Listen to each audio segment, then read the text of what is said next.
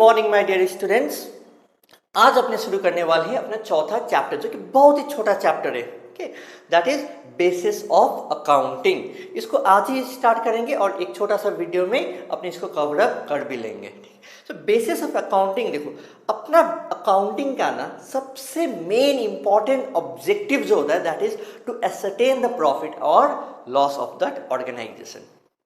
और जब हम लोग प्रॉफिट और लॉस एसरटेन करने जाते हैं ना, इसको करने के लिए मेरे पास अकाउंटिंग वाइज दो बेसिस है। एक होता है कैश बेसिस, एक होता है अक्रूवल बेसिस।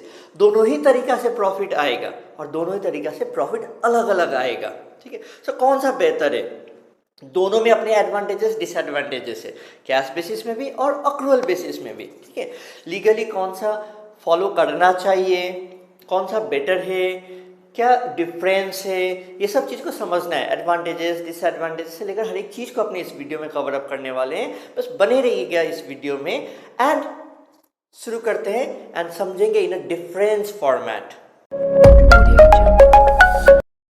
देखो सबसे पहला जो पॉइंट ऑफ डिफरेंस आएगा ना यहाँ पर, that is recording of the cash and the credit transaction.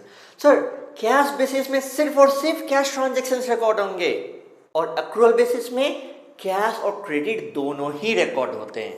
ठीक है, मतलब यदि ड्यू हो गया, सिर्फ देना बाकी है, ठीक है, काम हो गया देना बाकी है, वो भी रिकॉर्ड होगा। काम कर लिया मैंने, मेरे को बस मिलना बाकी है, वो भी रिकॉर्ड होगा। मैंने ट्यूशन पढ़ा लिया, बस पैसा पाना बाकी, वो रिकॉर्ड होगा। मैंने सामान बेच दिया, पैसा पाना बाकी है, तो हम उसको सेल बोल के रिकॉर्ड करेंगे। दो मेरे को कैश नहीं मिला है, बेटा कैश बेसिस में ये रिकॉर्ड नहीं होगा, क्योंकि कैश बेसिस में तभी रिकॉर्ड होगा जब पैसे आते हैं, पैसे के ट्रांजेक्शन्स होते हैं। ठीक है, तो इस तरीके से हम लोगों ने दूसरा पॉइंट ऑफ डिफरेंस भी कवर अप कर लिया, दैट इज कब रिकॉर्ड करें, जब कैश ट्रांजेक्शन्स होगा तब रिकॉर्ड करो, एंड अक्रूवल बेसिस में जब कैश और क्रेडिट जो भी पहले हो जाए उसको आप रिकॉर्ड कर लो। सर, इसका मतलब outstanding expenses, outstanding income, accrued income, ये सारी चीज़ें क्या कैश बेसिस में इसका जगह ही नहीं है, इसको रिकॉर्ड ही नहीं करेंगे?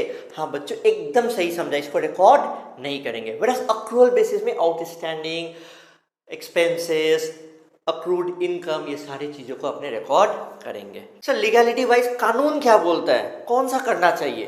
देखो, कंपनीज एक्ट 2013 बोलता है कि हम तो कैश बेसिस नहीं मानने वाले, हमको चाहिए तुम जो मेरे को सबमिट करोगे अकाउंट्स, जो मिनिस्ट्री ऑफ कॉर्पोरेट अफेयर्स को सबमिट किया जाएगा, तुम कौन सा बेसिस में करोगे?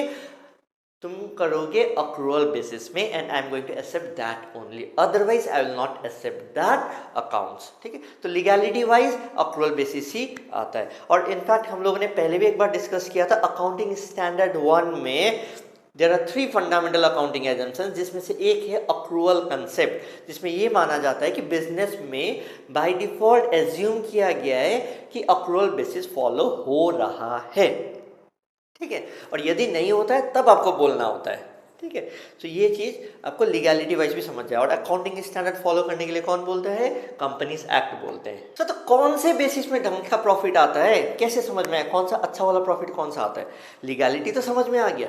देखो, अच्छा प्रॉफिट या एसेटेन करना या प्रॉपर प्रॉफिट जो एसेटेन करना, वो आपको एक्रूवल बेसिस में आता है। क्यों आता है? आपने सिर्फ कैश आया या कैश पे किया वो नहीं रिकॉर्ड किया, मतलब सिर्फ उसी को कंसिडर नहीं किया है, अपार्ट फ्रॉम दैट आपने जो चीज़ों को अक्रूड हो गया उसको भी रिकॉर्ड किया है। अब कैश बेसिस में क्या होगा ना, मान लो जब 5 साल मैंने बेचा पैसा आया नहीं, और छठा साल में एक बार में इतना पैसा आ गया, तो हम छठा साल में इतना सेल्स दिखाएंगे। तो इसका मतलब क्या, वो बाकी का 5 साल में मेरा कुछ बिक्री नहीं हुआ?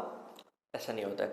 ठीक है, वेराज अक्रूवल बेसिस में हम लोग क्या करते हैं, वो 5 साल में भी रेवेन्यू सेल्स बोल के दिखाते हैं और उसका कॉरेस्पॉन्डिंग एक्सपेंसेस को भी हम लोग लिखते हैं। ठीक है, तो ये एक इम्पॉर्टेंट चीज रहा। ठीक है, तो हम लोग को क्या समझना है, अक्रूवल बेसिस एक ज़्यादा बेटर पिक्चर देता है प्रॉफिट एंड लॉस का। तो सब फिर कैश बेसिस करते ही क्यों है अपने? ठीक है, कैश बेसिस भी किसी ऑर्गेनाइजेशन में फॉलो होता है। आप इंडिविजुअल बेसिस में करना चाहो तो कर सकते हो, जैसे तुमको लगता है कि तुम्हारे ऑर्गेनाइजेशन में सिर्फ कैश बेसिस ही ढंग से एप्लीकेबल होता है, you can do that. But accrual basis में क्या होता है, ये लीगैलिटी वाइज इसी को ही मानना पड़ेगा। ठीक है, तो सुटेबिलिटी वाइज देखें तो वैसे वो सारे ऑर्गेनाइजेशन जहाँ पर ओके प्रोफेशन से साथ डील करते हैं, जैसे डॉक्टर्स, लॉयर्स, ओके टीचर्स पकड़ लो जो ट्यूशन पढ़ा रहे होते हैं, वो सबको ना अक्रूवल बेसिस से ज़्यादा हम लोग कैश बेसिस में हम लोग ज़्यादा बिलीव करते हैं। क्यों? कि बच्चे ना इतना बैड डेट्स होते हैं, इतना पैसा चले जाते हैं और बहुत सारी चीज़ें मिसमैच हो जाती हैं, तो हम लोगों के लिए क्या लगता है ना, जो हार्डकोर पैसा आ गया हम लोग उसी को ही रेवेन्यू मानते हैं, isn't it? So ये जो कैश बेसिस है it is suitable for doctors, lawyers, teachers, ये सब के लिए, और अक्रूवल बेसिस तो हर जगह ही सुइटेबल होता है। तो आई होप ये डिफरेंस वाइज आप लोगों को कैश बेसिस और अक्रूवल बेसिस समझ में आया। And apart from this there is one more system of accounting which is a combination of cash and accrual. इसको हम लोग बोलते हैं hybrid system of accounting. Hybrid sir ये भी नया हाइब्रिड भी है। क्यों? क्योंकि दोनों का मिक्सचर है। ठीक है, मिक्सर मतलब सर मतलब किसी किसी ट्रांजेक्शन के लिए आप कैश बेसिस फॉलो कर रहे हो और बाकी सब चीज़ों के लिए अक्रूवल बेसिस फॉलो कर रहे हो। जैसे हम अपना पर्सनल एग्जांपल लेना, जैसे मेरा जो कोचिंग सेंटर में एक दो जो टीचर आते हैं पढ़ाने के लिए, हम क्या बोलते हैं, देखो भाई फीस तो क्या होता है ना, कभी मिलता है नहीं मिलता है, तो हम एक चीज़ करते हैं, हम अपना ऑर्गेनाइजेशन में सब चीज़ एक्रूवल बेसिस में ही मोरलेस रिकॉर्डिंग करते हैं। लेकिन जब हमको उनको पेमेंट देने का बात होता है, मैंने उनको क्लियरली बोल दिया है, देखो हम आपका पेमेंट जो देंगे आई will not give you on a monthly basis, I will not give it on a accrual basis कि आपने 10 स्टूडेंट को पढ़ाया, मंथ के एंड में आपका इतना पैसा इतना कमीशन बैठा। हम वैसे नहीं करते। हम क्या करते हैं, मंथ एंड में जितना पैसा आया उसका सर्टेन परसेंटेज हम आपको दे देंगे। ये मैं अपना रियल लाइफ पर्सनल एग्जांपल हम बता रहे हैं। ठीक है, तो इससे होता क्या है ना, किसी मंथ में 6 बच्चे ने पैसा दिया, उसका सर्टेन परसेंटेज दे दो। नेक्स्ट मंथ में 10 बच्चों ने, किसी ने एडवांस दे दिया, किसी ने कुछ कर दिया, उसी हिसाब से पेमेंट कर दो। तो वो पार्ट ऑफ अकाउंटिंग मेरा जो है वो कैसे हम डील कर रहे हैं, कैश बेसिस के साथ डील कर रहे हैं, और बाकी पार्ट ऑफ अकाउंटिंग हम कैसे डील कर रहे हैं ऑन अ अक्रूवल बेसिस। तो ऐसे टाइप ऑफ अकाउंटिंग को हम लोग क्या बोलते हैं, hybrid system of accounting. In fact बहुत सारे डॉक्टर्स लोग, जो लॉयर्स लोग जो होते हैं ना, ये हाइब्रिड सिस्टम फॉलो करते हैं। इससे फ़ायदा क्या होता है हाइब्रिड सिस्टम का, कि ये लोग रेवेन्यू जो है वो कैश बेसिस में रिकॉर्ड करेंगे, मिलेगा तभी रिकॉर्ड करेंगे।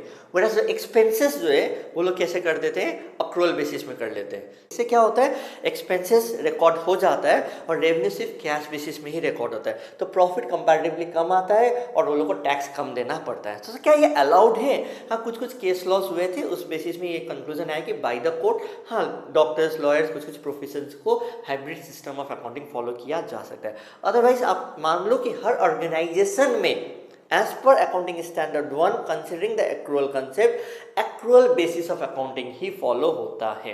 I hope this video was fruitful to you. Okay, please do like, comment, share and subscribe।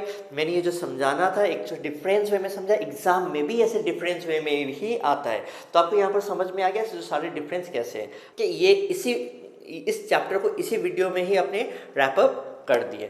Sums या न्यूमेरिकल्स पहले पूछा जाता था, आजकल उतना नहीं पूछता क्योंकि इसमें बहुत बढ़िया ढंग का न्यूमेरिकल बैठता भी नहीं है। ठीक है, so don't worry for the numerical aspect, होता भी नहीं है, ज़्यादातर थ्योरी पूछा जाता है।